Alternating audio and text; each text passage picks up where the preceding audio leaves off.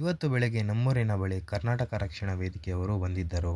ಕಾರಣವೇನೆಂದರೆ ಲಾರಿಗಳ ಚಾಲಕರು ರಸ್ತೆಯನ್ನು ಪಾರ್ಕಿಂಗ್ ಮಾಡಲು ಉಪಯೋಗಿಸಿಕೊಳ್ಳುತ್ತಿದ್ದರು. ಅದರಿಂದ ಸಾರ್ವಜನಿಕರಿಗೆ ಮತ್ತು ಅಲ್ಲಿನ ಸ್ಥಳೀಯರಿಗೆ ತುಂಬಾ ತೊಂದರೆ ಉಂಟಾಗುತ್ತಿತ್ತು.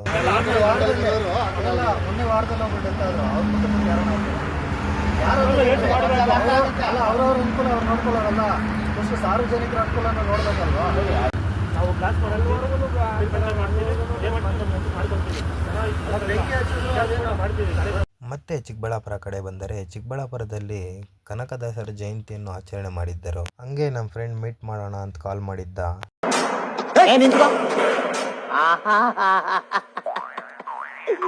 ಏನೋ ಕಂದಲೆ ಏನೋ ಏನೋ ಏನೋ ಏನ್ ಸ್ಮಾರ್ಟ್ ಆಗಿ